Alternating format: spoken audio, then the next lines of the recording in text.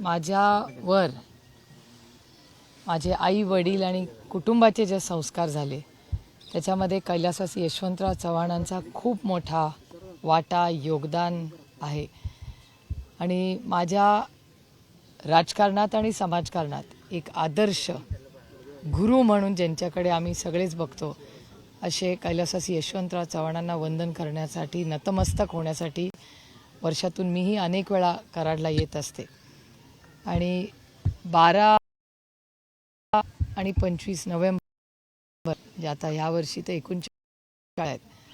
मला अजूनही तो दिवस आठवतोय. पाटील साहेबांना तर क्लिअरलीच आठवत असेल की माझ्या आयुष्यात मी माझ्या वडिलांना म्हणजे अतिशय हताश दुःखी किंवा कोसळताना इमोशनली कधी पाहिलं असेल तर तो हा दिवस. मला अजूनही तो दिवस माझ्या आयुष्यात, कारण का तेव्हा एवढं काय आम्हाला समजत नव्हतं, वयाने लहान होतो, पण आपल्या वडील किंवा आपल्या घरात काहीतरी खूप वाईट झालेलं आहे आणि त्याच्यामुळे आपलं कुटुंब आपले वडील हे खूप डिस्टर्ब झालेले आहेत, खूप वाईट घटना झालेली आहे. आणि त्यानंतर त्या काळात काही चॅनल नव्हते किंवा टी व्ही नव्हता किंवा काहीच नव्हतं, पण जसं वय किंवा वाचन वाढत गेलं त्याच्यामध्ये चव्हाणसाहेब हे महाराष्ट्राचे पहिले मुख्यमंत्रीच फक्त नव्हते, पण या देशाचे खूप थोर नेते, एक द्रष्टा नेता. आणि जेव्हा जेव्हा हिमालयाला मदत लागली तेव्हा हा सह्याद्री धावून भारताच्या सेवेसाठी गेला. या गोष्टीचा आम्हाला सगळ्यांना सार्थ अभिमान आहे. ताई मगाशी अजित पवार बोलले, ते म्हणले वाचाळवीरांची संख्या राज्यात वाढलेली आहे. तुमचं काय म्हणणं आहे? आता याच वाचाळवीरांची म्हणजे सगळ्याच पक्षातल्या, त्यांना विचारलं की छगन भुजबळ पण आहेत, तर ते म्हणले सर्व पक्षांच्यासाठी म्हटलं. हे दुर्दैव आहे की महाराष्ट्राचं राजकारण आणि समाजकारण आणि ज्या वास्तूमध्ये आज आपण उभे आहोत कराडमध्ये, ही छत्रपतींच्या शाहू फुले आंबेडकरांच्या विचाराने आणि नंतर कैलासवासी यशवंतराव चव्हाणांनी तो वारसा चालला, त्यांच्या सगळ्यांच्या पदस्पर्शाने पावन झालेली ही भूमी आहे. आणि संस्कार काय असतात आणि मराठी संस्कृती काय असते आणि राजकारणात ती कशी पाळली पाहिजे, त्याच्या मर्यादा काय आहेत, ह्या सगळ्या चव्हाण साहेबांनीच खरं तर महाराष्ट्राला दाखवून दिलेला एक आदर्श नेता होऊन गेले. त्याच्यामुळे त्यांच्या आदर्शाने आपण जर चालत राहिलो तर ह्या गोष्टी अर्थातच आपल्याला अस्वस्थ करणाऱ्या आहेत.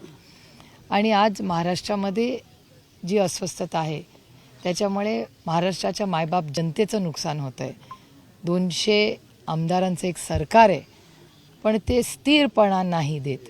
याच्यात संपूर्ण महाराष्ट्राच्या विकासाचं नुकसान होतं आहे आणि मायबाप जनतेचंही नुकसान होतं आहे. आणि जेव्हा मी दिल्लीतून हे पाहते, पाटील साहेब आणि मी दिल्लीत असतो, त्याच्यामुळे आम्हाला दिल्लीत सगळा डेटा मिळतो प्रत्येक राज्यात काय चाललं आहे. आणि गेल्या 1.25 वर्षामध्ये महाराष्ट्राचा जो विकास आहे त्याचा वेग खूप कमी झालेला आपल्याला सगळ्यांना दिसतो आणि हे अतिशय चिंताजनक आहे. आणि हा राजकीय नाही, हा एक सामाजिक विषय होऊ शकतो पुढे. ताई, छगन भुजबळांनी घेतलेली भूमिका ही तुमच्या पक्षात असल्यापासून अशीच आहे का आत्ता बदललेली? मला असं वाटतं आज काही ही जागा नाही याबद्दल बोलायची, पण महाराष्ट्रामध्ये प्रचंड अस्वस्थता आहे. आणि मला वाटतं महाराष्ट्राच्या समोर सगळ्यात मोठं आव्हान म्हणजे दुष्काळ, पिण्याचं पाणी. आज शहरामध्ये गेलं तरी पाण्याची अडचण होताना दिसते, ग्रामीण भागात गेलं तर शेतीच्या पाण्याची अडचण दिसते.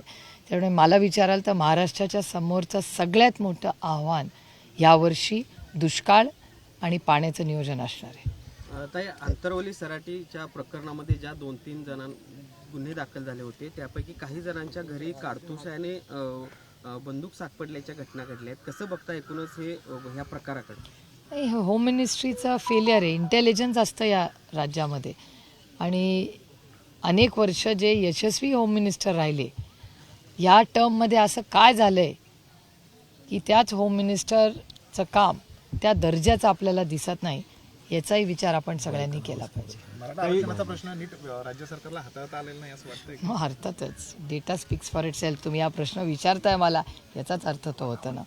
मराठा समाज, धनगर समाज, लिंगायत समाज आणि मुस्लिम समाज या सगळ्यांना आरक्षण देऊ किंवा त्यांच्याशी चर्चा करून मार्ग काढू. गेले 10 वर्ष भारतीय जनता पक्ष, ज्यांना मी भ्रष्ट जुमला पार्टी म्हणते, ते भारतीय जनता पक्ष होते जेव्हा अटलजी त्या पक्षाचे नेतृत्व करत होते, सुषमाजी होत्या तेव्हा राजनाथ सिंगजी पक्ष बघायचे, गडकरी साहेब पक्ष बघायचे, स्वर्गीय आमच्या सगळ्यांचेच प्रिय अरुण जेटली साहेब हा पक्ष बघायचे, त्यावेळेस तो भारतीय जनता पक्ष होता. आज दुर्दैवाने या सगळ्यांनी जे योगदान दिलं किंवा असंख्य या देशातल्या कार्यकर्त्यांनी ज्यांनी भारतीय जनता पक्षाला आजपर्यंत सत्तेत आणलं, त्या कष्ट करणाऱ्या लढणाऱ्या सगळ्या भारतीय जनता पक्षाचे पदाधिकारी, नेते आणि कार्यकर्त्यांनी जे कष्ट केले त्याच्यावर पूर्णपणे आज केवढा मोठा बदल त्या पक्षात झालेला आहे आणि ती आता भ्रष्ट जुमला पार्टी झालेली आहे. दुर्दैव आहे त्या पक्षाचं आणि त्या कार्यकर्त्यांनी ज्यांनी इतके वर्ष संघर्ष केला. ताई मराठा आरक्षणाच्या निमित्तानं किंवा इतर आरक्षणाच्या निमित्तानं जातीचं राजकारण वाढू लागलेलं आहे.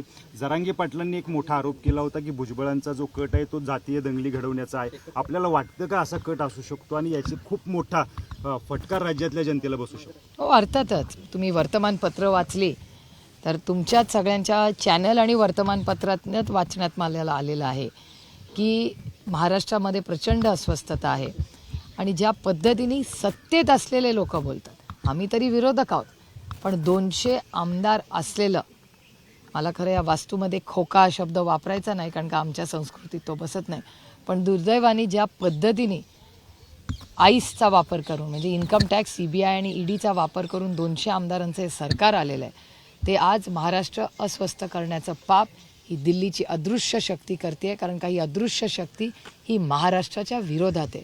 दुसऱ्या कुठल्या राज्यात असं का नाही होतो की जातीमध्ये तेढ निर्माण होतोय, इन्व्हेस्टमेंट्स येतात दुसऱ्या राज्यात जातात, असलेल्या इन्व्हेस्टमेंट्स दुसऱ्या राज्यात जातात. हे महाराष्ट्रातच कसं होतं? कारण का केंद्रात एक अदृश्य शक्ती आहे ज्याला महाराष्ट्राचं महत्त्व देशामध्ये कमी करायचं आहे आणि ते फक्त राष्ट्रवादी काँग्रेस किंवा शिवसेनेपुढे सीमित नाही आहे. भारतीय जनता पक्षाच्या मराठी नेत्यांवरही ते घात करतायत. त्याच्यामुळे मराठी माणसाच्या विरोधात केंद्र सरकार आणि अदृश्य शक्ती एक मोठं षडयंत्र महाराष्ट्राच्या विरोधात करते. जरांगे पाटलांचं पुढचं टार्गेट नेता म्हणून भाजप असेल का आणि त्याच्याबरोबर देवेंद्र फडणवीस असतील का, असं वाटतंय का तुम्हाला? मला नाही, टार्गेट वगैरेचा विषय नसतो किंवा ह्या भावना असतात लोकांच्या.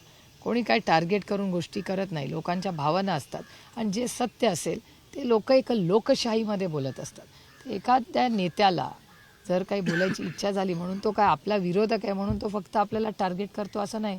अनेक वेळा आमच्यावरही टीका टिप्पणी झाली आम्ही सत्तेत असताना, म्हणून आम्ही काय लगेच विक्टिम कार्ड खेळलेलं नाही.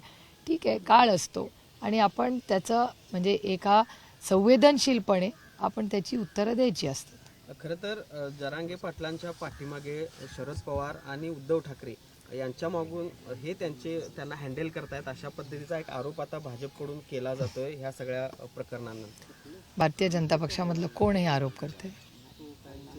भारतीय जनता पक्षाचे नेते मंडळी. नेते म्हणजे कोण? नेते मंडळी हा आरोप कोण नाव सांग? पण नाही मग असं हा विषय ते करतात. अरे खाजगीतल्या गोष्टींवर कसं बोलणार? खाजगीत बरंच लोक काय बोलतात. थोडंसं महाराष्ट्राचं राजकारण समाजकारण गांभीर्याने गॉसिपवरती जाऊन आपण सगळ्यांनीच म्हणजे आमच्यासारख्या लोकप्रतिनिधी तर जास्ती जबाबदारीने बोललं पाहिजे. आणि मला विचाराल तर आरक्षणाचा मुद्दा हा अतिशय संवेदनशीलपणे महाराष्ट्राच्या सरकारने त्याच्यासाठी सेशन बोलवलं पाहिजे, त्याच्यावर चर्चा केली पाहिजे. मराठा समाज, धनगर समाज, लिंगायत समाज आणि मुस्लिम समाज या सगळ्यांच्या मागण्यांबद्दल अतिशय संवेदनशीलपणे चर्चा झाली पाहिजे. त्या चर्चेला पूर्ण ताकदीने आम्ही तयारी आहोत आणि आमचा पाठिंबाही राहील. केंद्र सरकार असो किंवा महाराष्ट्राचं सरकार यांचं अपयश लपवण्यासाठी जातीमध्ये तेढ निर्माण केलं जाते असं जाणीवपूर्वक घडते असं वाटतंय का आपल्याला? वर्तमानपत्रात सगळं वाचलं तर शक्यता नाकारता येत नाही. आणि तुम्ही बघाल महागाई, बेरोजगारी आणि दुष्काळ याच्यावर महाराष्ट्र आणि केंद्र सरकार बोलतच नाही आहे. तुम्ही आज महाराष्ट्राचा आढावा घेतला तर महागाई याचा डेटा तुमच्या समोरच आहे. राजस्थानमध्ये इलेक्शन झालं, तिथे राजस्थानमध्ये 450 रुपये सिलेंडर आणि महाराष्ट्रात इलेक्शन नाही म्हणून 1100 रुपये सिलेंडर. हा कुठला न्याय झाला?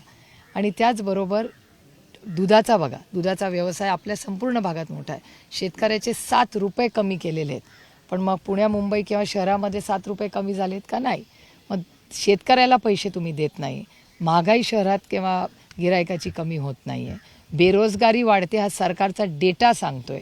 दुष्काळाची परिस्थिती आपचे झळ आपल्याला सगळ्यांनाच बसते. अनेक शहरांमध्ये पाणी नाही आहे रोज. आता हे सगळे जे मूलभूत विचार आहे, जे सगळं हे ट्रिपल इंजिनचं जे सरकार आहे ते सत्तेत आलं विकासासाठी, तर विकास सोडून आज राज्यात सगळंच दिसतंय हो. हे दुर्दैव आहे महाराष्ट्राचं.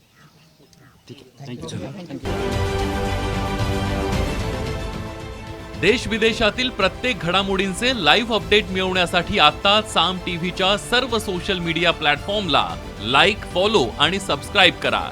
तसंच सर्व नोटिफिकेशनसाठी बेल आयकॉन प्रेस करायला विसरू नका.